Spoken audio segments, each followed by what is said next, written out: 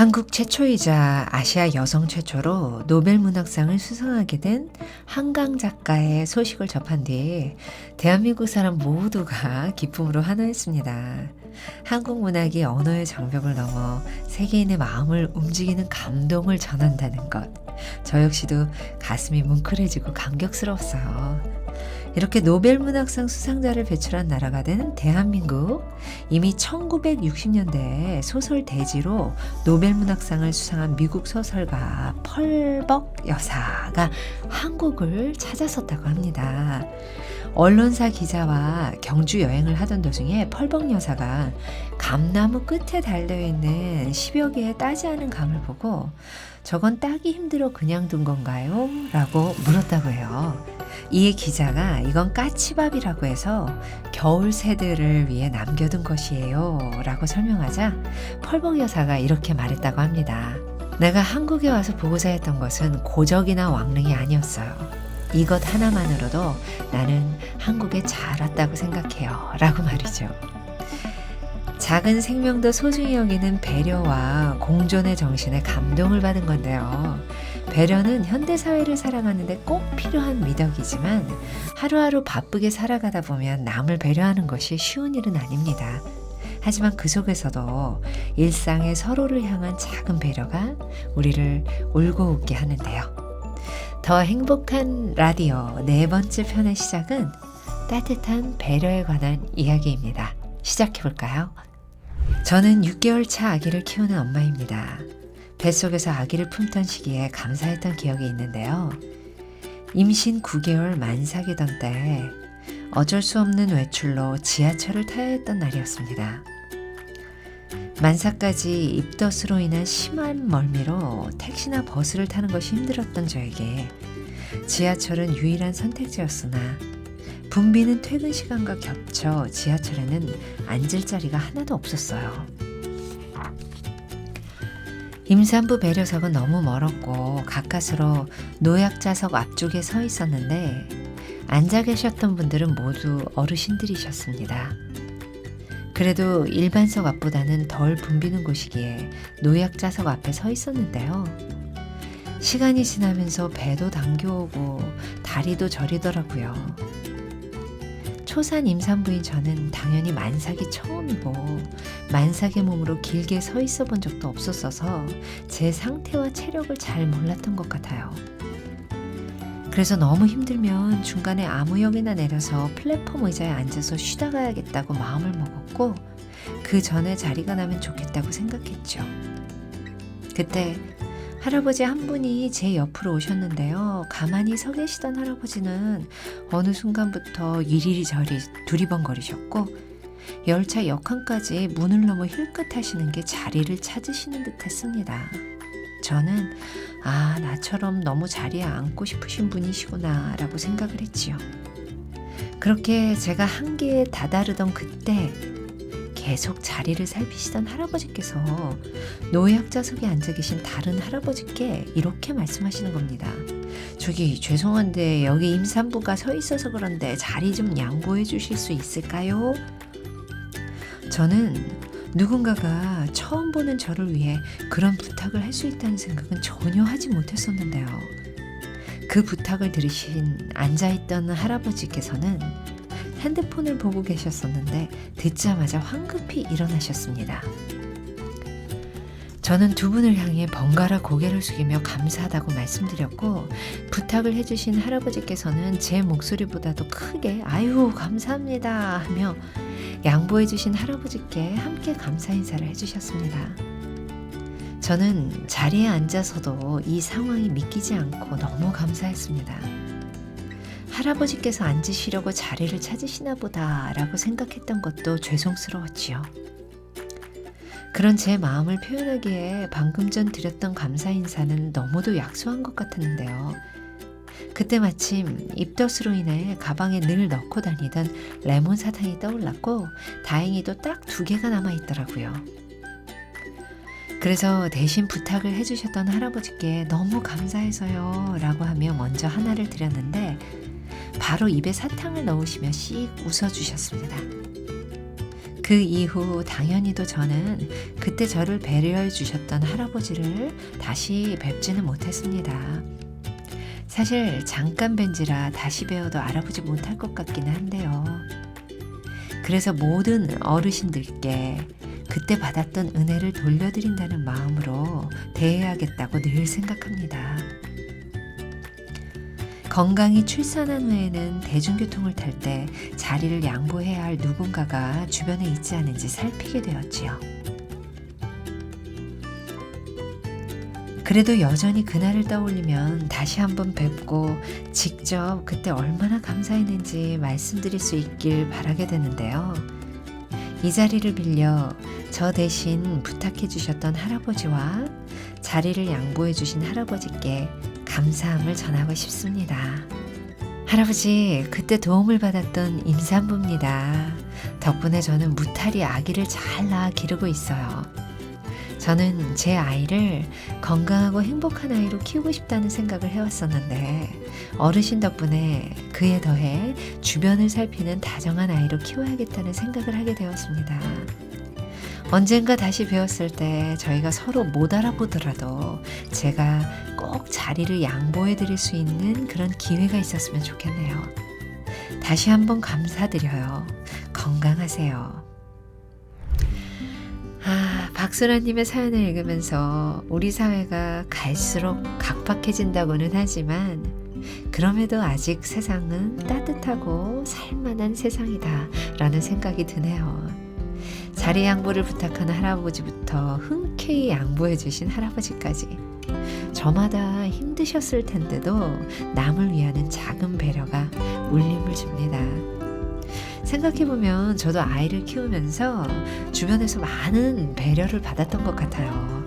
사람이 붐비는 시간 엘리베이터에 엄마와 아이 먼저 탈 수 있게 양보해 주신 분들, 또 아이가 공공장소에서 조금 시끄럽게 해도 인자하게 넘어가 주신 분들, 그 작은 배려들이 새 아이를 키우는데 큰 힘이 된 것 같습니다.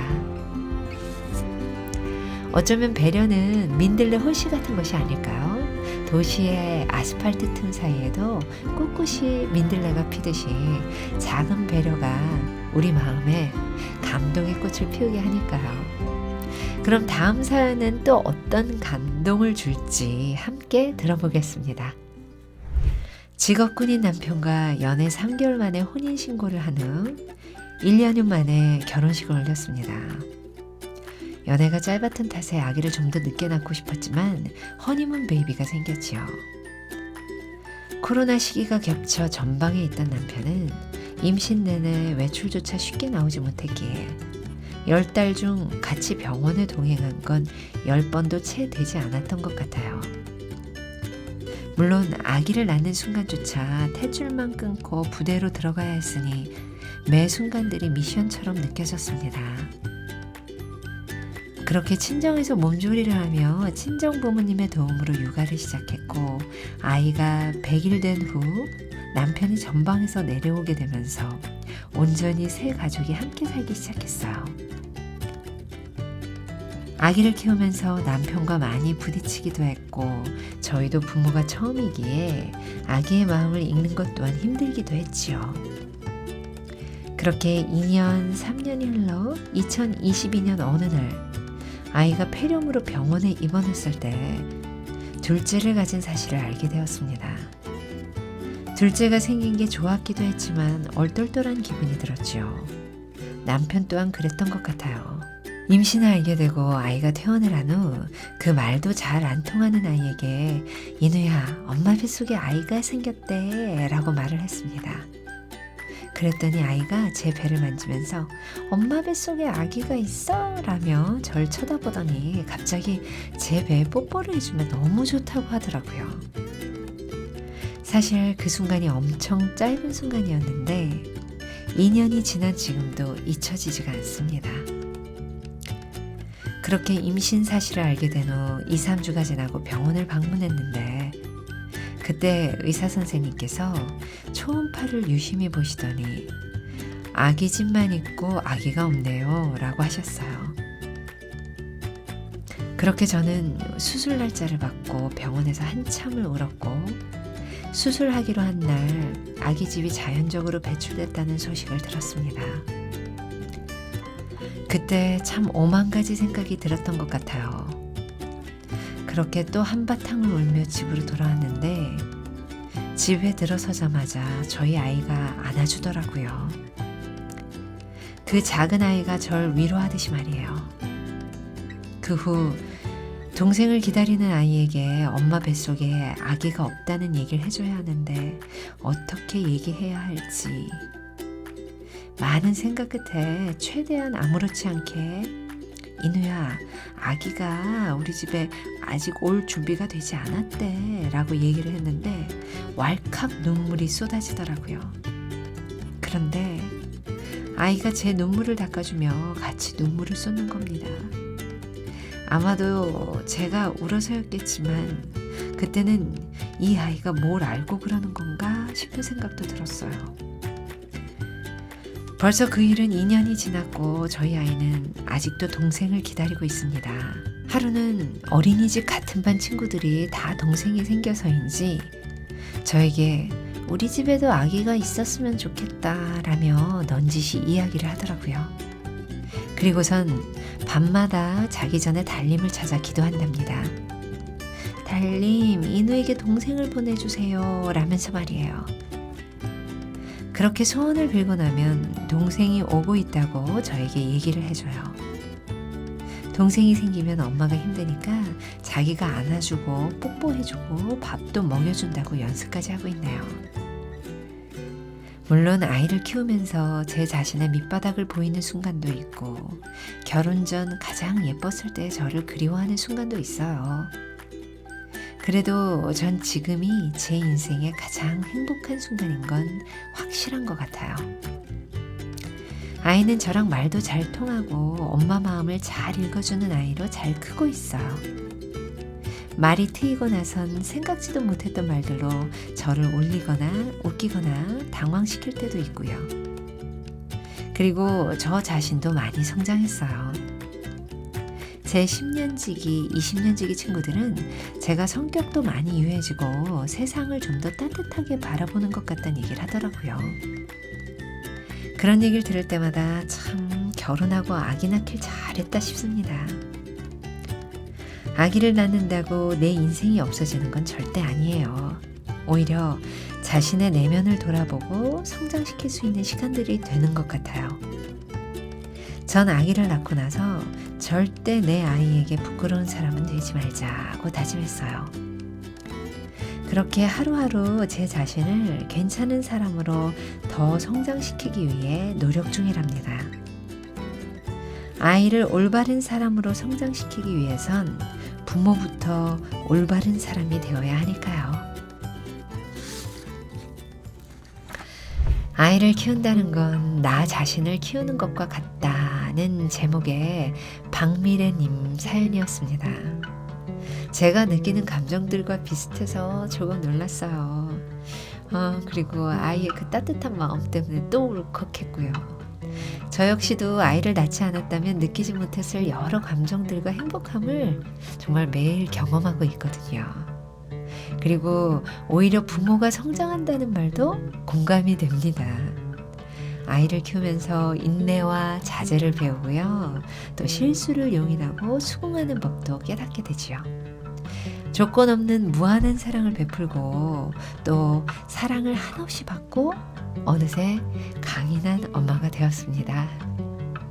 부모가 되는 일은 제 생애 가장 최고의 경험이었습니다. 내 삶의 새로운 의미와 목적을 찾게 되는 뜻깊은 여정. 사실 꽃길은 가시밭길이다 라는 말도 있죠. 가끔은 따끔해두고 그 끝엔 진정한 나 자신이 서 있을 겁니다. 오늘도 더 행복한 라디오였습니다.